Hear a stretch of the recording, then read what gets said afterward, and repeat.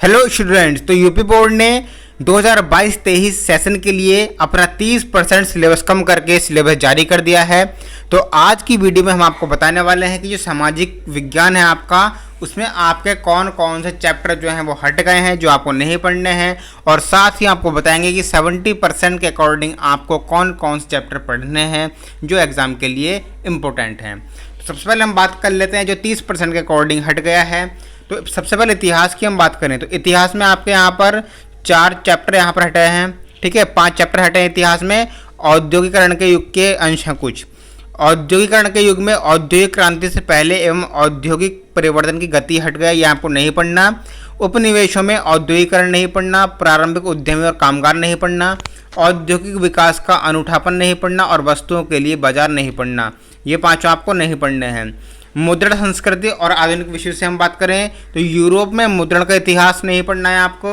19वीं सदी में भारत में प्रेस का विकास नहीं पढ़ना। राजनीति, सार्वजनिक विवाद और मुद्रण संस्कृति में संबंध, ये आपको नहीं पढ़ना है। अब भूगोल की हम बात करें, भूगोल में आपको यहाँ पर विनिर्माण उद्योग, ये आपको नहीं पढ़ना। तो विनिर्माण उद्योग में जितने भी अंश, इसके प्रकार, इसकी अवस्थितिक वितरण, केवल मानचित्र पर आपको पढ़ना है, ठीक है। अच्छा, केवल मानचित्र आपका हटा है यहाँ से। राष्ट्रीय अर्थव्यवस्था में उद्योग का योगदान, औद्योगिक प्रदूषण तथा पर्यावरण निम्नीकरण, तो ये सब आपको नहीं पढ़ना है, ठीक है, ये सब। उसके बाद नागरिक शास्त्र में राजनीतिक दल, ये आपको नहीं पढ़ना। प्रतियोगिता और प्रतिवाद संघर्ष में राजनीतिक दलों की क्या भूमिका होती है, ये नहीं पढ़ना आपको। भारत में प्रमुख राष्ट्रीय एवं क्षेत्रीय दल कौन कौन से हैं, ये आपको नहीं पढ़ना है, ठीक है। अर्थशास्त्र में हम बात करें तो मुद्रा और साख आपको नहीं पढ़ना। मुद्रा और साख में आपको अर्थव्यवस्था में मुद्रा की भूमिका, बचत तथा साख के लिए औपचारिक एवं अनौपचारिक वित्तीय संस्थाएं, सामान्य परिचय, किसी एक औपचारिक संस्थान जैसे कोई राष्ट्रीयकृत वाणिज्यिक बैंक तथा कुछ अनौपचारिक वित्तीय संस्थाओं का चयन किया जाए, स्थानीय साहूकार, जमींदार, चिटफंड तथा निजी वित्तीय कंपनियां। ये जो टॉपिक्स हैं ये आपको नहीं पढ़ने हैं इस साल। अब आपको बताते हैं आपको क्या क्या पढ़ना है, ठीक है। तो उससे पहले हम बात करें आपका कितने नंबर का क्या आएगा। इतिहास में से आपका 20 नंबर का आएगा, भूगोल में से 20 नंबर का, नागरिक शास्त्र में से 15 नंबर का और आर्थिक विकास में से 15 नंबर का, कुल मिला के 70 नंबर का होगा ये। अब हम बात कर लेते हैं आपको क्या क्या पढ़ना है। तो खंड का इतिहास की हम बात करें, 20 नंबर का है ये। तो ये सब आपको पढ़ना है। जब जो आपको स्क्रीन पर दिखाई दे रहा है, हम बात कर रहे हैं, ये सब आपको 70% के अकॉर्डिंग पढ़ना है। यूरोप में राष्ट्रवाद का उदय, तो 1830 ईस्वी के बाद यूरोप में राष्ट्रवाद का उदय पढ़ना है। उसके बाद आपको पढ़ना है जोसेफ मैथ्सिनी आदि के विचार, पोलैंड, हंगरी, इटली, जर्मनी और ग्रीस आंदोलन की सामान्य विशेषताएं, ये पढ़ना है। भारत में राष्ट्रवाद, प्रथम विश्व युद्ध का प्रभाव, खिलाफत, असहयोग एवं विभिन्न आंदोलनों के मध्य विचारधाराएं क्या क्या थी, ये पढ़नी है। नमक सत्याग्रह पढ़ना है, नमक कानून जो गांधी जी की देन थी। जनजातियों, श्रमिकों एवं विकास किसानों के आंदोलन पढ़ना है। सविनय अवज्ञा आंदोलन की सीमाएं पढ़नी क्या क्या थी। सामूहिक अपनत्व की भावना, ये सब आपको पढ़ना है। अब उसके बाद हम बात करते हैं भूगोल की। भूमंडलीकृत विश्व का बनना, इसमें आपको पूर्व आधुनिक विश्व पढ़ना है। अच्छा, इतिहास ये, ठीक है।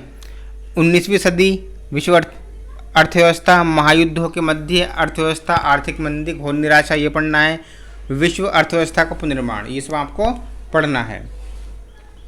उसके बाद हम इतिहास में हम बात करें मानचित्र कार्य की, तो भारत का रूपरेखा राजनीतिक मानचित्र आपको पढ़ना है। यहाँ पर भारत में राष्ट्रवाद, अध्याय 3 से, ठीक है।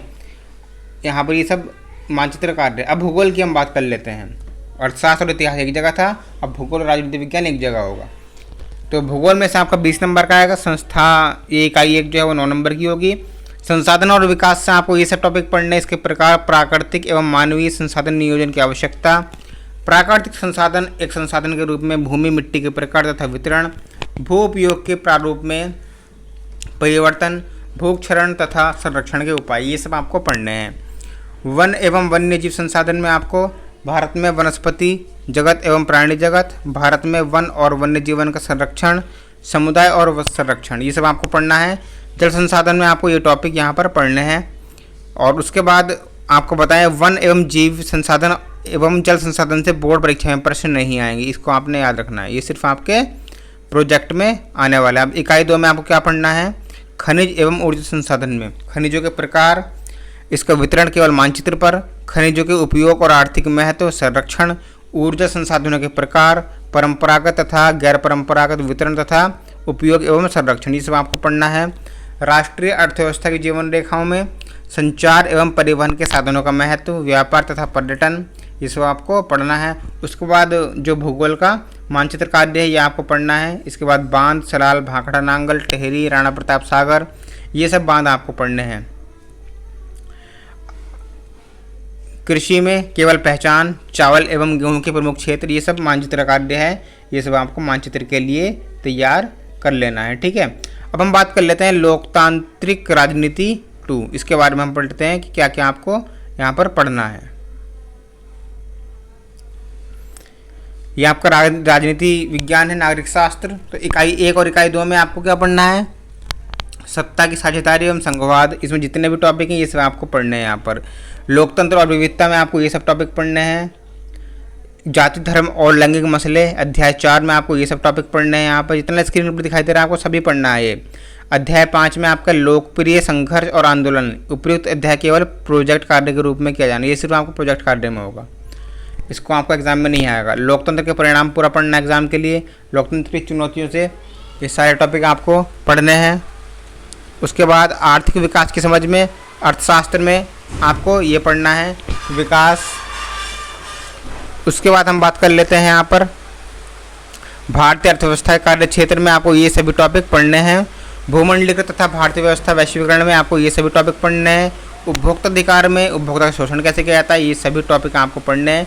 उसके बाद ये आपको प्रोजेक्ट कार्य आ जाता है। तो उम्मीद है आपको ये जो सिलेबस है वो समझ में आ गया होगा। मिलते हैं नेक्स्ट क्लास में। थैंक यू, जय हिंद।